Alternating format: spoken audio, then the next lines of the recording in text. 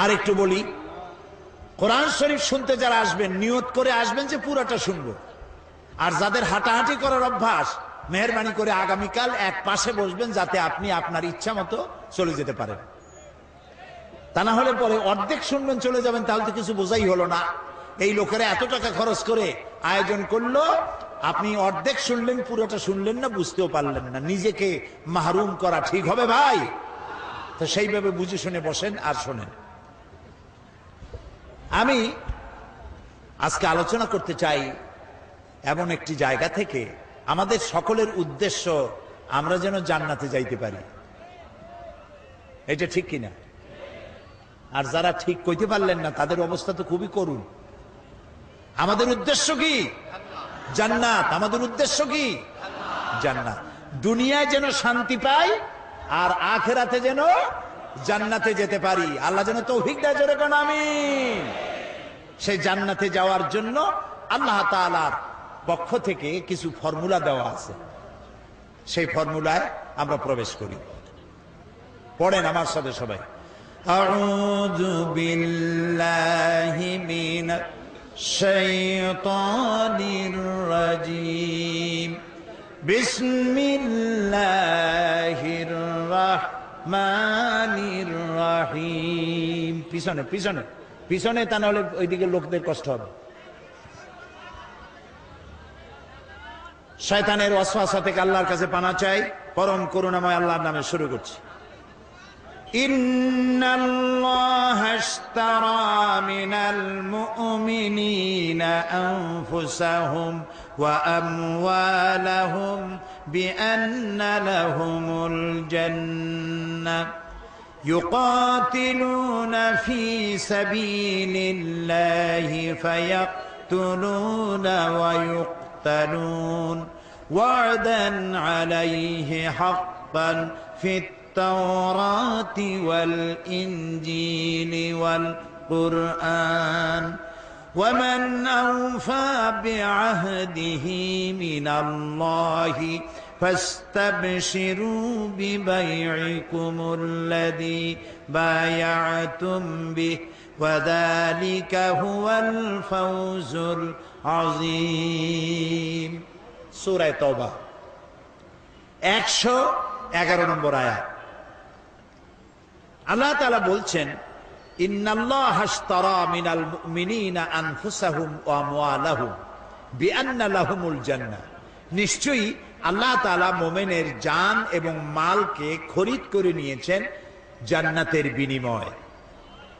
ইউকাতিলুনা ফি সাবিলিল্লাহ, তারা আল্লাহর রাস্তায় লড়াই করে। ফায়াকতুলুনা ওয়া ইউকতালুন, এই রাস্তায় তারা মরে এবং মারে। ওয়াদান আলাইহি হাক্কান ফিত তাওরাতি ওয়াল ইনজিলি ওয়াল কুরআন, এই মুমিনদের জন্য আল্লাহ যে জান্নাত দিবেন সেই ওয়াদা আল্লাহ ইতিপূর্বে তাওরাতে করেছেন, ইনজিলে করেছেন, আর এই কোরআনেও করলেন। ওয়াযালিকা ওয়ামান আওফা বিআহদিহি মিনাল্লাহ, আর আল্লাহর চাইতে ওয়াদা পূরণকারী কে হতে পারে? ফাস্তাবশিরু বিবাইকুমুল্লাযী বায়াতুম বিহি, সুতরাং তোমরা যারা আল্লাহর সাথে এই অঙ্গীকার করতে পারলে তারা আনন্দ করো। এই অঙ্গীকার যে করতে পারলে, আল্লাহর সাথে যে চুক্তিবদ্ধ হতে পারলে, এজন্য আনন্দ করো। ওয়াযালিকা হুয়াল ফাউজুল আযীম, আর এটাই হলো সবথেকে বড় কামিয়াবি। সাদাকাল্লাহুল আযীম, আল্লাহ মহা সত্য বলেছেন। আলহামদুলিল্লাহ বলো। এ হলো তেলাওয়াতকৃত আয়াতের শাব্দিক তরজমা। চলুন ব্যাখ্যায় যাই।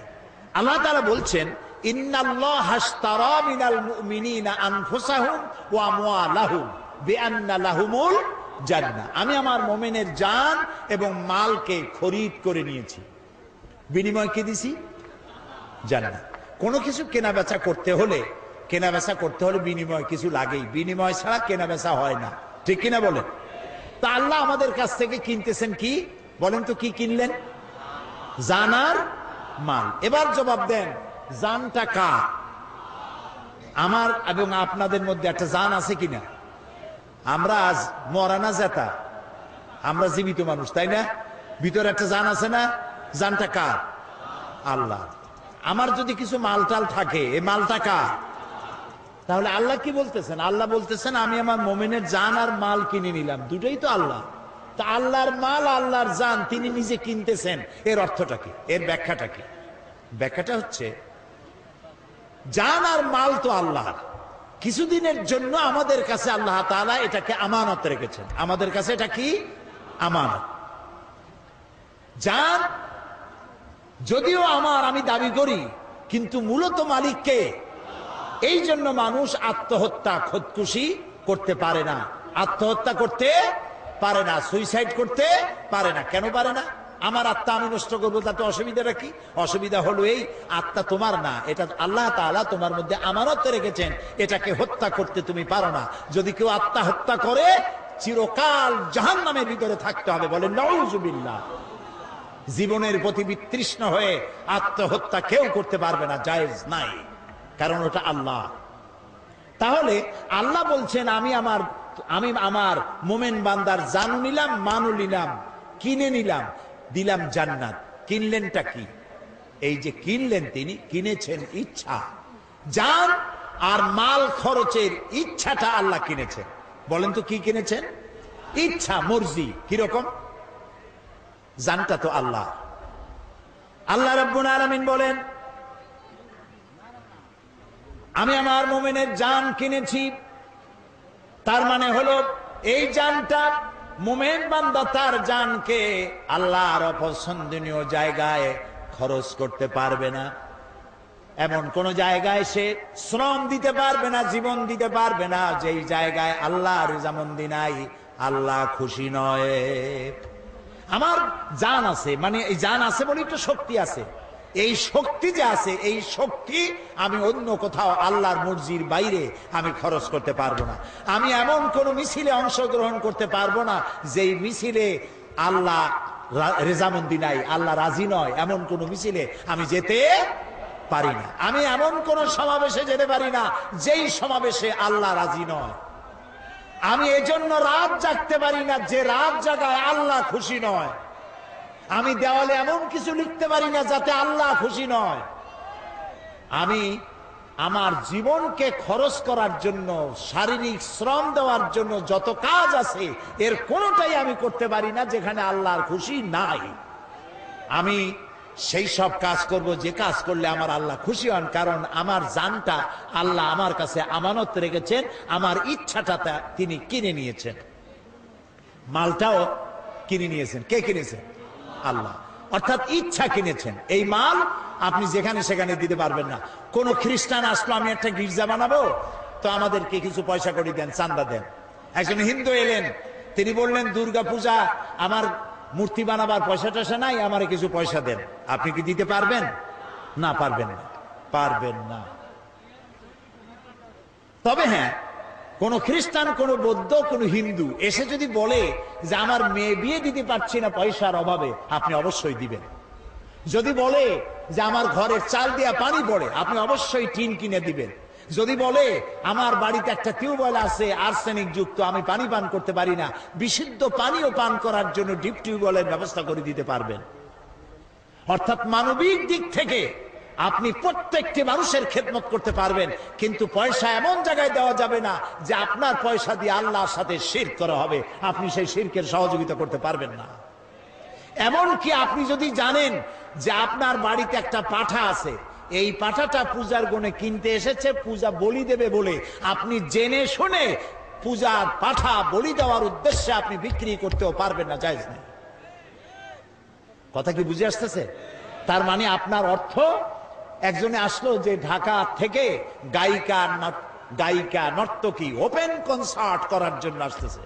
ওপেন কনসার্ট এগুলো যারা করে, পুরুষগুলি মাথার চুল বিশাল বিশাল লম্বা লম্বা, এদিকে ঝাঁপ দেয় ওদিকে ঝাঁপ দেয়, চিৎকার মারে, কি যে কয় আল্লাহ। ওরা আসবে, সুতরাং কিছু পয়সা করি লাগবে, আপনি দিতে পারবেন না চান্দা। নায়িকা আসবে, গায়িকা আসবে, আমাদের মহা বিপ্লবী নেতা আসবে, আপনি দিতে পারবেন না পয়সা। এ পয়সা আপনার কাছে আমানত। এ পয়সা কার কাছে? আপনার কাছে কে আমানত রেখেছে? আপনি খরচ করবেন আল্লাহর পথে।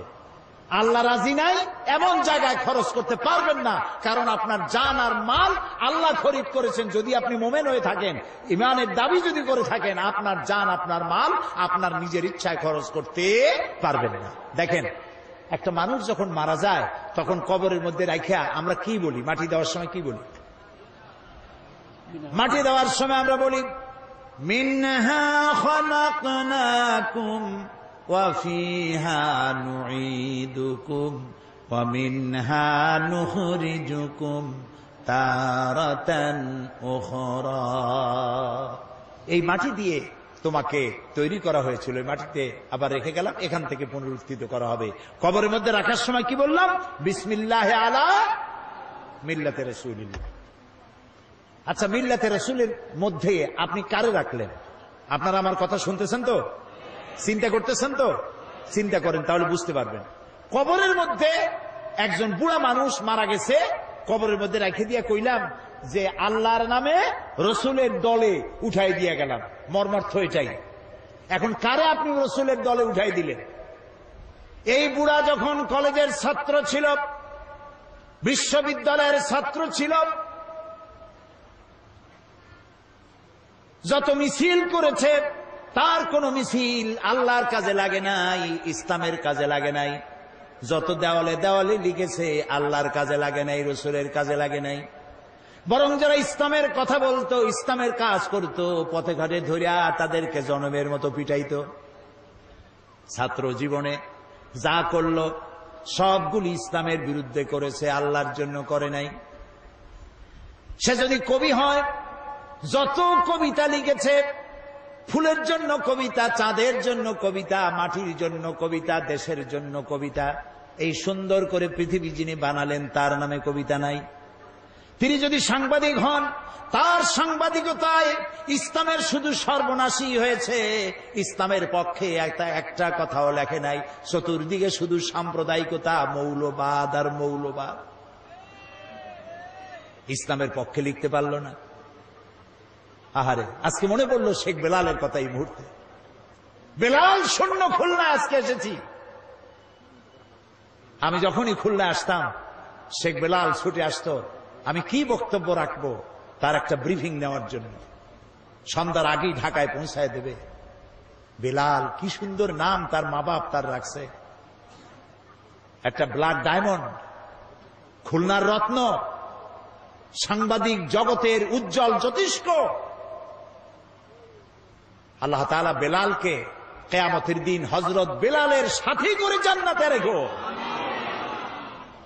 এই সাংবাদিকতার দাম আছে, যে সাংবাদিকতা আল্লাহর কাজে লেগেছে, রসুলের কাজে লেগেছে, ইসলামের কাজে লেগেছে। কলম ধরলেই ইসলামের বিরুদ্ধে, কলম ধরলেই মৌলানাদের বিরুদ্ধে, কলম ধরলেই মাদ্রাসার বিরুদ্ধে সমানে। অথচ জন্ম দিয়েছে একজন মুসলমান, পেটে ধারণ করেছে এক মুসলিম মা। কোন সাহসে ইসলামের বিরুদ্ধে লেখো?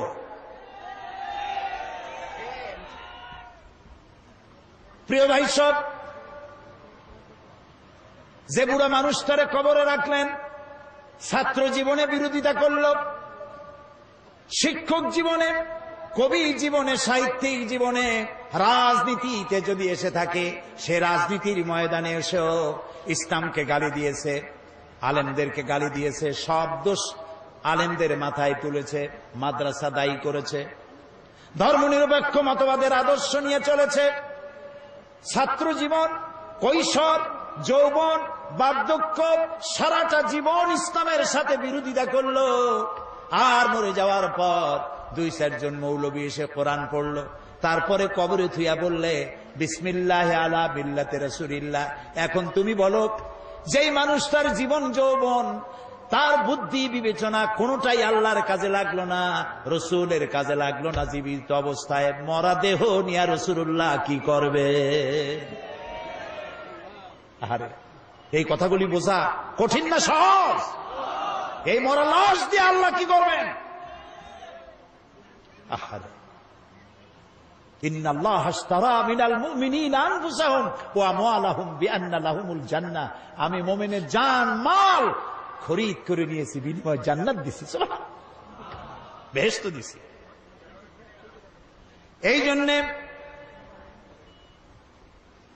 জীবন যৌবন আল্লাহর উদ্দেশ্যে নিবেদিত যেই যুবক করতে পারে ওই যুবকেরই দাম ইসলামের কাছে। যুবকদের ব্যাপারে আল্লাহর নবী বলেছেন, যুবকদের জন্য কিয়ামতের মাঠে আরশের ছায়া ছাড়া কোনো ছায়া যেদিন থাকবে না, 7 শ্রেণীর লোকদেরকে আল্লাহ রব্বুল আলামিন আরশের নিচে ছায়া দেবে। তার মধ্যে এক শ্রেণী হচ্ছে ওয়াশাবুন নাশা ফি ইবাদাতিল্লাহ, ওই সব যুবক যারা রাত জেগেছে আল্লাহর ইবাদতের মধ্য দিয়ে। সুবহানাল্লাহ কবেন না? রাত জেগে জেগে মদ খাওয়া নয়, রাত জেগে জেগে জুয়া খেলা নয়, রাত জেগে জেগে ব্লু ফিল্ম দেখা নয়, রাত জেগে জেগে কলেজে বিশ্ববিদ্যালয় ইসলামের কথা যারা বলে তাদেরকে পেটানোর জন্য নয়। মুসলমান হও। এইসব যুবকরা জায়গা পাবে কিয়ামতে কোন জায়গায়? আরশের নিচে। সুবহানাল্লাহ বলেন। রাসূলুল্লাহ বলেছেন, উসিকুম বিশ-শাবাবি খায়রা ফাইন্নাহুম আরাক্তু আফিদা লাকাদ বাসানি আল্লাহু বিল হানাফিয়্যাতি সামহা ফাখালাফানি আশ-শুয়ুখ ওয়া হালাফানি আশ-শাবাব সাদাকান নবী সাল্লাল্লাহু আলাইহি ওয়াসাল্লাম। রাসূলুল্লাহ বলেছেন, উসিকুম বিশ-শাবাবি খায়রা, আমি তোমাদেরকে উপদেশ দিচ্ছি তোমরা যেন যুবকদের কল্যাণকামী হইও। কারণ যুবকেরা তাদের হৃদয় কোমল, আর আল্লাহ তাআলা আমাকে সত্য দিন প্রতিষ্ঠার জন্য উদারতার সহকারে আমাকে পাঠিয়েছেন। এই দিনকে প্রতিষ্ঠার জন্য আমাকে সহযোগিতা করেছে যুবকেরা, আর বিরোধিতা করেছে বুড়োরা। কে বলেছেন? আল্লাহ রাসূল। বিরোধিতা কারা করছে? বুড়োরা। আর সহযোগিতা করেছে যুবকেরা। সুবহানাল্লাহ বলবেন না? দেখেন না তাকায় মাহফিলের মধ্যে কারা বেশি? বুড়ো বেশি না যুবক বেশি? কারা বেশি? যুবক। আলহামদুলিল্লাহ বলেন। শুধু খুলনায় নয়, সব জায়গায় যুবকদের ঢল নামে। আর এটাই হলো বামপন্থী ধর্মনিরপেক্ষবাদীদের কলজার জ্বালা। তাফসীরের মাহফিলের সাথে এজন্যই শত্রুতা। গত 5 বছর কি জ্বালান চালাইছে আমারে। যেখানে গেছি সেইখানে হরতাল, যেখানে গিয়েছি সেখানে 144 ধারা। আল্লাহ রহমতে সরকার দিয়েছে 144 ধারা, জনগণ 288 বানাইতেছে সব জায়গায়। একটা মাহফিলও বন্ধ করতে পারেনি। আলহামদুলিল্লাহ। ওদের ধারণা কোরআন শুনলে সর্বনাশ। লা তাসমাউ লিহাযাল কোরআন, কোরআন শুনো না, ওয়ালগাউ ফি, কোরআন শুনবা না, আর কোরআন যেখানে আলোচনা হয় সেখানে ডিস্টার্ব করো, সন্ত্রাস করো, যাতে ভয়তে মানুষ না যায়, তাহলে তোমরা জিততে পারবা। এই যত বাধা দিছে লোক তত বেশি হয়েছে। সুবহানাল্লাহ বলো, আলহামদুলিল্লাহ বলো। ওদের সব থেকে বড় লস, তারা ধারণা করে এত কষ্ট করে যুবক কোলাপান ট্রেনিং দিয়া, পয়সা দিয়া, মদ দিয়া, নারী দিয়া, ব্লু ফিল্ম দিয়া এত কিছু করলাম, একটা মাহফিলের ওয়াজ শুনিয়া সব তো আমাদের পুকুরে জিয়ানো মাছগুলি সব চলে গেল ইসলামের পুকুরে। Heavy loss, heavy loss. Loss তোমাদের হবে। মুতু বিগাইজিকুম, তোমাদের লস হতেই থাকবে। ইসলামের পাল্লা ভারী হবে ইনশাআল্লাহ। বলেন ইনশাআল্লাহ। ইনশাআল্লাহ। প্রিয় ভাই সব, সুতরাং যুবকদের জন্য আল্লাহ খুশি, যুবকদের প্রতি রাসূলুল্লাহ খুশি। ওই সব যুবক যারা রাত জেগেছে আল্লাহর ইবাদতের মধ্য দিয়ে। সুবহানাল্লাহ। কারণ বুড়া বয়সে মানুষ তো করবে কি? রাত্রে ঘুম আসে না, তখন তো জাগবেই। আর যৌবন বয়সে ঘুম আসে খালি। সেই ঘুমটারে বাদ দিয়া যদি তাহাজ্জুদের নামাজ পড়ে আল্লাহ খুশি হয়ে যায়। সুবহানাল্লাহ। এই জন্য হযরত আবু সাঈদ খুদরি রাদিয়াল্লাহু তাআলা আনহু তিনি বলেছেন যে তিনি যখন হযরত আবু সাঈদ খুদরি রাদিয়াল্লাহু তাআলা আনহু তিনি কোন যুবককে মজলিসে আসতে দেখলে তিনি দাঁড়ায় যেতেন, বলতেন মারহাবান বিওয়াসিয়াতি রাসূলিল্লাহ সাল্লাল্লাহু আলাইহি ওয়াসাল্লাম قد আমারানা আন নাহফাযাল হাদিসা ওয়া নুআসসি আলাকুম বিল মাজালিস। তিনি বলতেন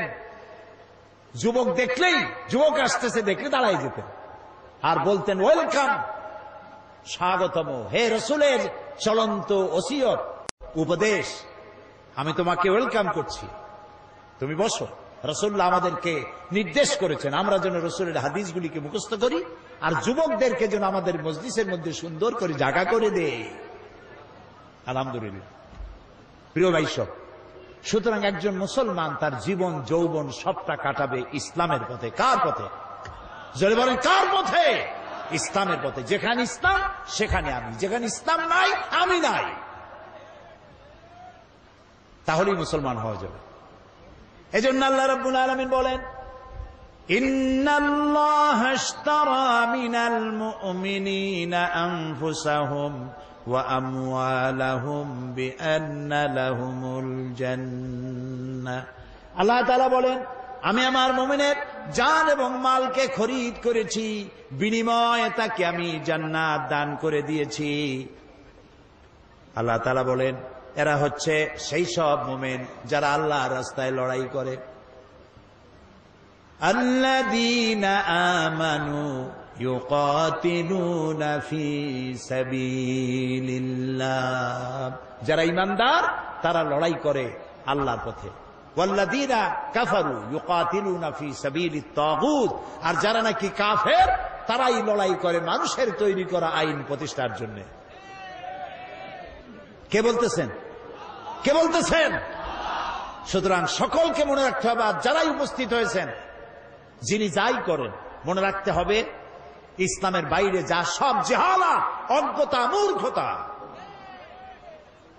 সমাজতন্ত্র বলেন আর ধর্মনিরপেক্ষ মতবাদ বলেন, সব জাহালাত।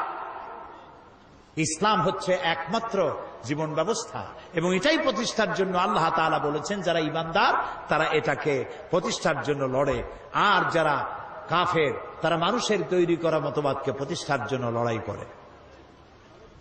আল্লাহ তাআলা বলছেন, এই রাস্তায় লড়াই করতে গিয়ে তারা মারে এবং মরে, দুটোই হয়। লড়াই করতে গেলে লড়াইয়ের ময়দানে খালি যে আমি বাইসে যাব, আমি জিতবো, তা হবে না। মরেও মারেও, দুটিই হয়। ইসলামের এটার নাম রাখা হয়েছে জিহাদ, কিন্তু জিহাদটা এর পরিষ্কার স্পষ্ট ধারণা অনেকের কাছে নাই। কারণ হলো ওই যে ফার্সিতে একটা কথা আছে, ওয়ালাকিন কালামদার কাফে দুশমনাস্ত, দুশমনের হাতে ছিল কলম, তারা মুসলমানদের ইতিহাসকে যেমন খুশি তেমন তারা বিকৃত করেছে। তারা জিহাদ শব্দটারে এমন সর্বনাশ করছে যে জিহাদ নাম শুনলেই মানুষের চোখের সামনে একটা ছবি ভেসে ওঠে, রক্তচক্ষু, দাড়ি, হাতে তরবারি, হিন্দু খ্রিস্টান যা পায় সমানে কচু কাটা করে, এর নাম জিহাদ। নাউজুবিল্লাহ, জোরে বলেন নাউজুবিল্লাহ। এর নাম জিহাদ নয়, ওয়ার। ইংরেজিতে বলা হয় ওয়ার, বাংলা বলা হয় যুদ্ধ। ওয়ার এবং যুদ্ধ, এটার আরবি হলো হারবুন। জিহাদ নয়, জিহাদ ভিন্ন জিনিস। জিহাদ শব্দের আবিধানিক অর্থ হচ্ছে, পারিভাষিক অর্থ হচ্ছে যে কোনো উদ্দেশ্যকে, পারিভাষিক অর্থ যে কোনো উদ্দেশ্যকে সফলতার শীর্ষে পৌঁছে দেওয়ার জন্য যে প্রাণান্ত প্রচেষ্টা করা হয়, ওই প্রচেষ্টাকে আরবিতে বলা হয়েছে জিহাদ। কোরআন এবং হাদিসে ওটাকেই বলা হয়েছে জিহাদ। তো একজন মুসলমানের মূল টার্গেট, গোল পয়েন্ট, সেন্টার পয়েন্ট, লক্ষ্য, উদ্দেশ্য একটাই, সেটা হলো আল্লাহর জমিনে আল্লাহর দ্বীন প্রতিষ্ঠা করা। এটাই লক্ষ্য, দ্বীন প্রতিষ্ঠা লক্ষ্য। এই প্রতিষ্ঠার জন্য বক্তৃতা করা জিহাদ, এটাকে প্রতিষ্ঠা করার জন্য আন্দোলন করা জিহাদ, এইটাকে প্রতিষ্ঠা করার জন্য বই লেখা জিহাদ, এটাকে প্রতিষ্ঠা করার জন্য পয়সা দেওয়া জিহাদ, এটাকে প্রতিষ্ঠা করার জন্য র্যালি করা, বিক্ষোভ করা, মিছিল করা, সমাবেশ করা, সব জিহাদের মধ্যে শামিল। সুবহানাল্লাহ বলো। জিহাদের নাম মারামারি, কাটাকাটি নয়। এইটা বোঝে না বলে মুসলমানদেরকে বলা হচ্ছে সন্ত্রাসী, আলেমদেরকে বলা হচ্ছে সন্ত্রাসী, মাদ্রাসাগুলোকে বলা হচ্ছে সন্ত্রাসী, কওমি মাদ্রাসাগুলোকে সন্ত্রাসে বানাবার আড্ডাখানা বলা হচ্ছে। নিশ্চয়ই নাউজুবিল্লাহ।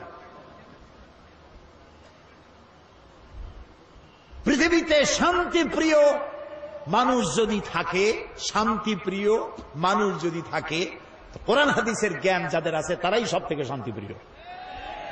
এ কথা কি অসত্য না সত্য? এই যে খুলনা একটা জেলখানা আছে না, দুইজনও কইলো আছে, আর সবাই বুঝে জানেন না জেলখানা না। জবাব দেবেন তো পুরুষের মতো ঠাস ঠাস করে জবাব দেবেন। বাংলাদেশের সবগুলি জেলায় জেলখানা আছে, আছে না? কয়েদিরা আছে না? যে কোনো একটা জেলখানায় আপনি যান, কয়েদি হয়ে যায়েন না, এমনি যান, গিয়ে জেলার সাহেবকে বলেন আপনার জেলের কয়েদিদের লিস্ট আমাকে দেখান। চোর, ডাকাত, লুচ্ছা, বদমাইশ, হত্যাকারী, চাঁদাবাজ, মাস্তান, সন্ত্রাসী, মুনাফাখোর, পাচারকারী, এই ধরনের বহু আসামি সেখানে আছে না? এবার ওই লিস্টের মধ্যে তাকায় দেখেন কয়জন মাদ্রাসা শিক্ষিতদের নাম আছে, আলেম কয়জন? বলেন জোরে, আলেম কয়জন? মাদ্রাসা শিক্ষক কয়জন? মসজিদের ইমাম মুয়াজ্জিন কয়জন? পীর কয়জন? ইসলামী আন্দোলন যারা করে তারা কতজন? তাহলে এটার দ্বারা কি প্রমাণিত হয় না যে যারা কোরআন হাদিসের জ্ঞান অর্জন করে তারাই শান্তিপ্রিয়, তারাই সব থেকে ভালো মানুষ? সুবহানাল্লাহ বলো।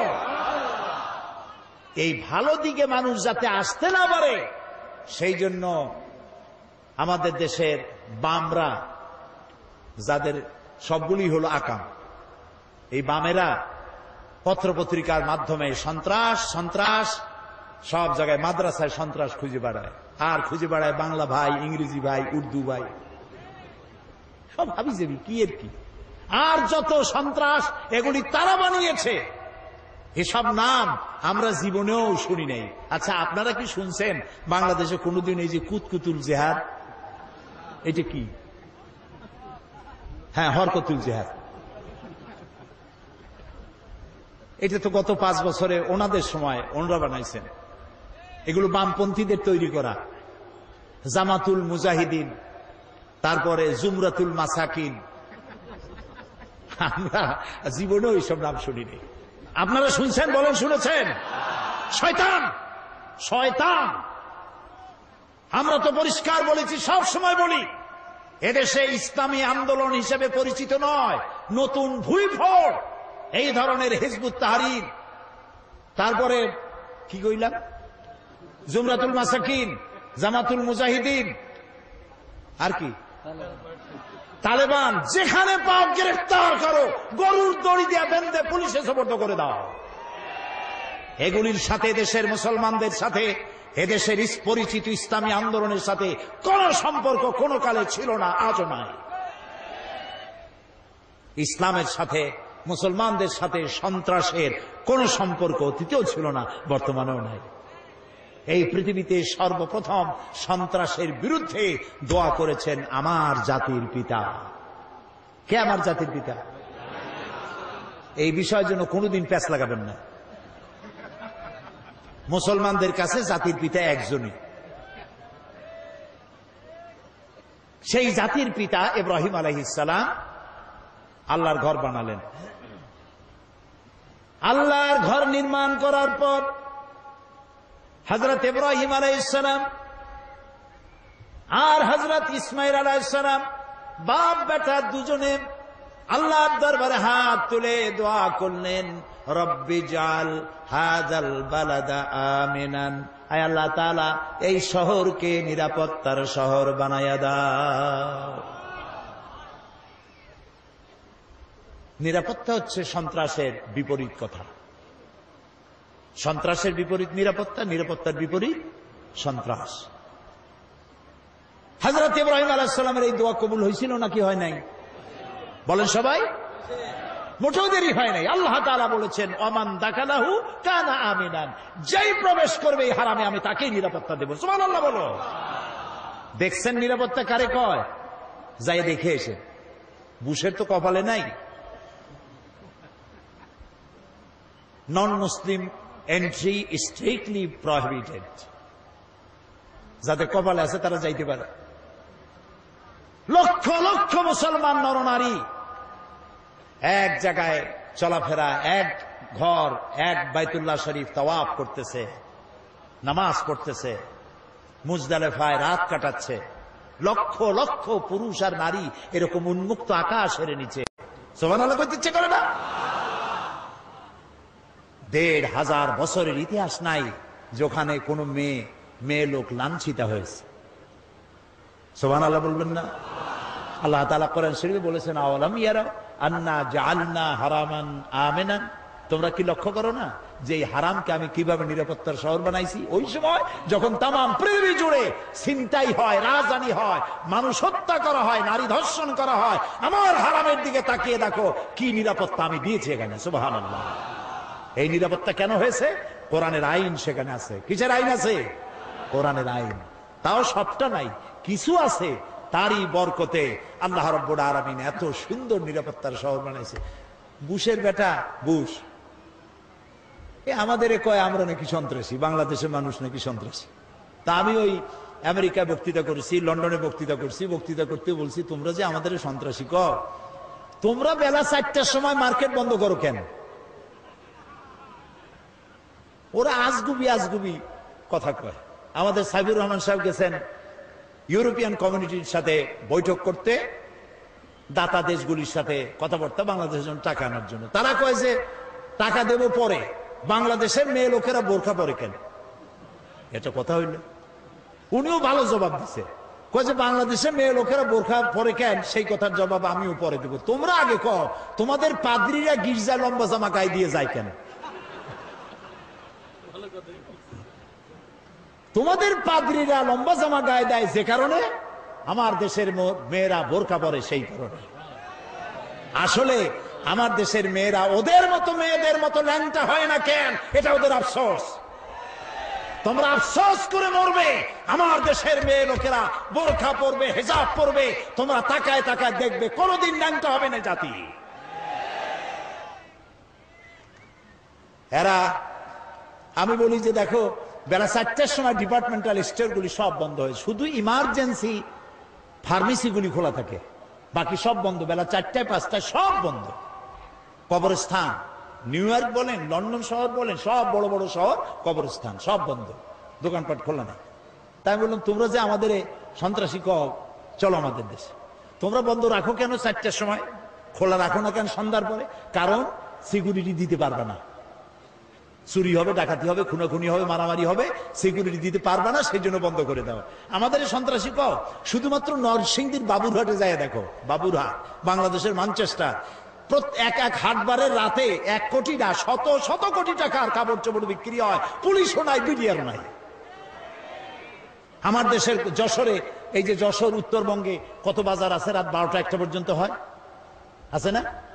বহুত বাজার আছে, পুলিশের ভর্তা খাইতেও পুলিশ পাওয়া যাবে না। আমাদের দেশ এত ভালো, আলহামদুলিল্লাহ বলে। এই ভালো যাদের সহ্য হয় না, তারা এই দেশেই শুধু সন্ত্রাস খুঁজে বেড়ায়, মৌলবাদ খুঁজে বেড়ায়।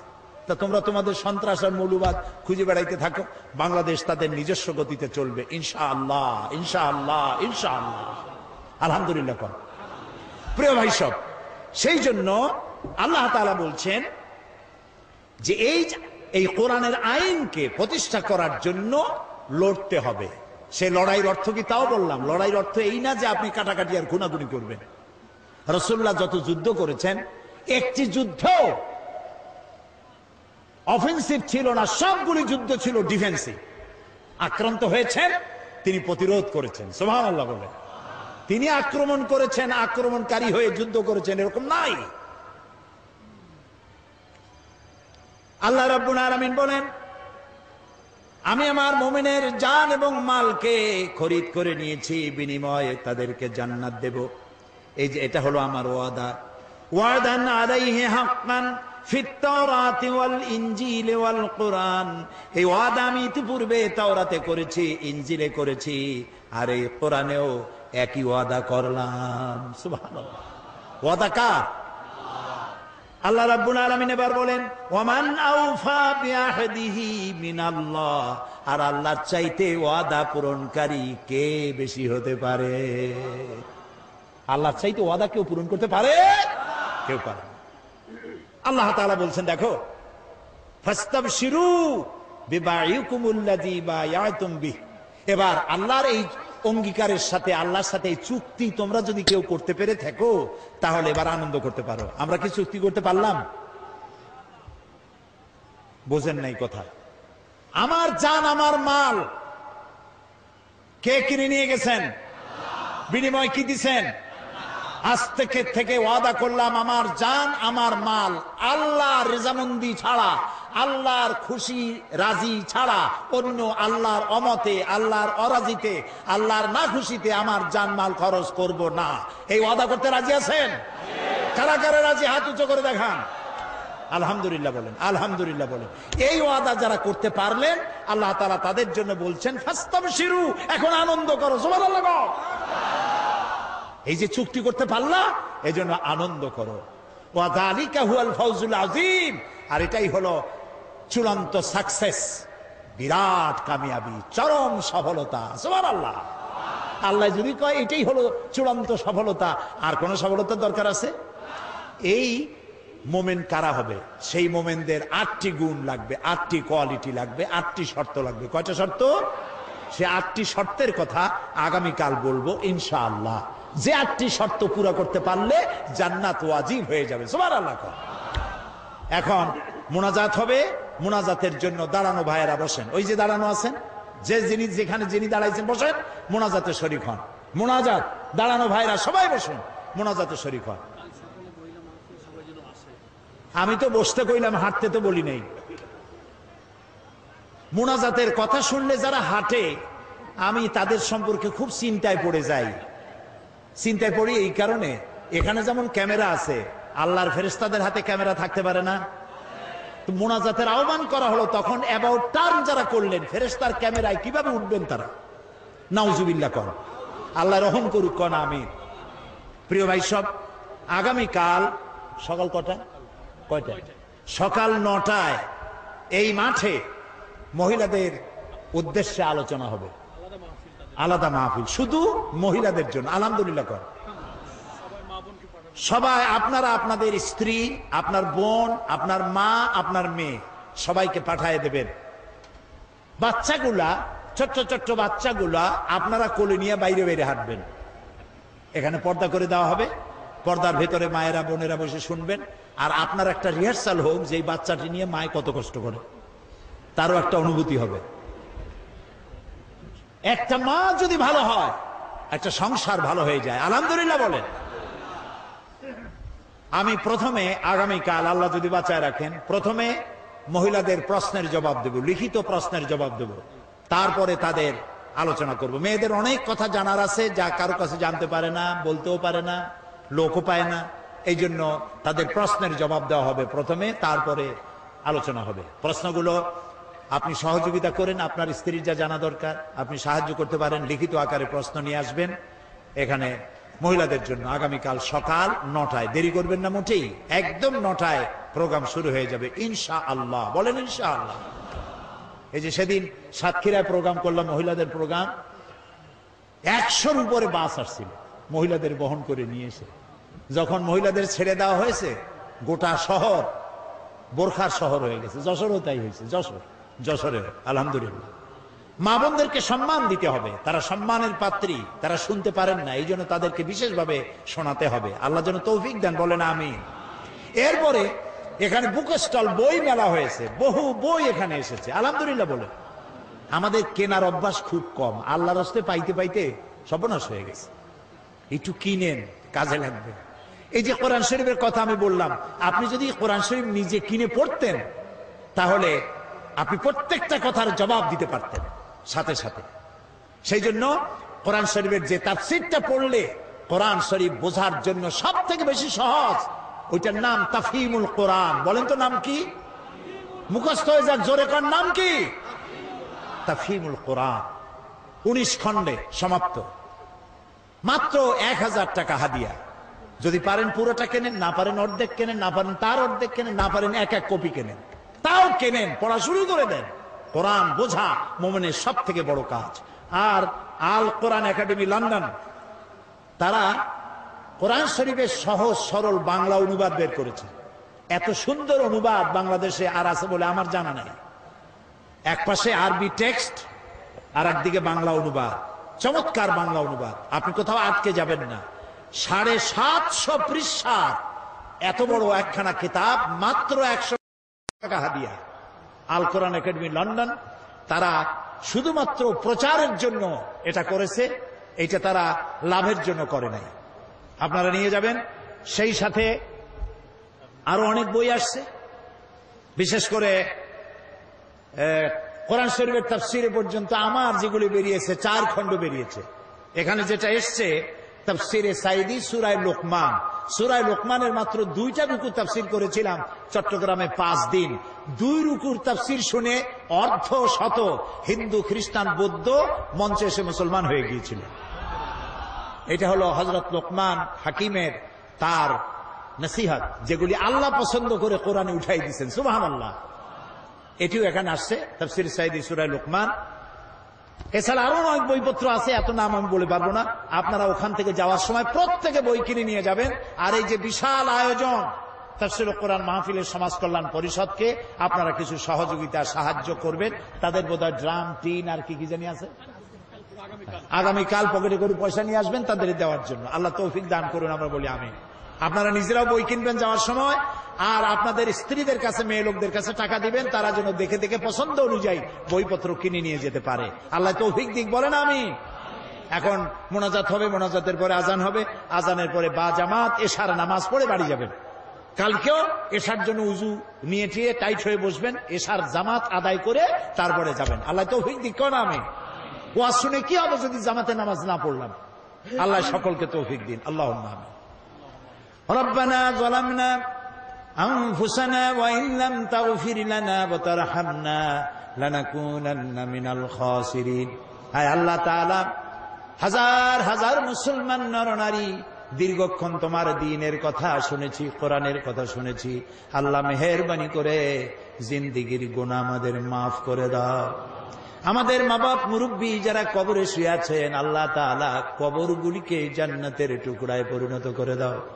রব্বির হামহুমা কামা রব্বায়ানি সগীরা, রব্বির হামহুমা কামা রব্বায়ানি সগীরা। হায় আল্লাহ তাআলা, তাম পৃথিবীতে মুসলমানেরা যত জায়গায় বিপদে আছে, আল্লাহ দয়া করে সমস্ত বিপদগ্রস্ত মুসলমানদের তুমি সাহায্যকারী হয়ে যাও। হায় আল্লাহ তাআলা, এই কোরআনের মাহফিলের আয়োজন যারা করেছেন আর শোনার জন্য যারা এসেছেন, হায় আল্লাহ তাআলা, কোরআন পড়ার, কোরআন বোঝার, কোরআন অনুযায়ী জীবন গড়ার তৌফিক আমাদেরকে দান করে দাও। হায় আল্লাহ তাআলা, এই মুনাজাতের ভিতরে স্মরণ হলো, এই মাত্র কিছুদিন আগেই মাঠে জোহরের সময় তোমার এক বান্দার জানাজা আমরা পড়েছিলাম। আল্লাহ তাআলা, শেখ বেলাল উদ্দিন, আল্লাহ তাআলা তুমি দয়া করে তার জিন্দেগীর সমস্ত গুনাহ খাতাগুলি মাফ করে শাহাদাতের দরজা নসিব করো। আল্লাহ তার মা বাপকে সবরুন জামিল দান করো, তার স্ত্রীকে সবরুন জামিল দান করো, তার আত্মীয় স্বজনকে সবরুন জামিল দান করো। আল্লাহ তাআলা, এই শেখ বেলাল যে আদর্শে ছিলেন, তার সমস্ত সাংবাদিক ভাইদেরকে ওই আদর্শে উজ্জীবিত হয়ে চলার তৌফিক দান করে দাও। এই শূন্য স্থান আল্লাহ তাআলা দ্রুত তুমি পূরণ করার তৌফিক এখানে দান করে দাও। রব্বুল আলামিন, ইসলামী সমাজ কল্যাণ পরিষদ যারা এই কোরআনের মাহফিলের আয়োজন করেছেন, এত সুন্দর লাইটিং করেছেন, তাদের দিল, তাদের জীবন কোরআনের আলো দিয়ে আলোকিত করে দাও। আল্লাহ তাআলা, আগামীকাল এ মাহফিল শেষ হবে, সেজন্য আগামীকালের মাহফিল তুমি কামিয়াব করে দিও, পরিবেশ তৈরি করে দিও।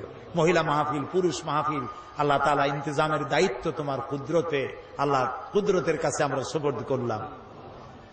রব্বানা তাকাব্বাল মিন্না ইন্নাকা আনতাস সামিউল আলিম ওয়া তুব আলাইনা ইন্নাকা আনতাত তাওয়াবুর রহিম।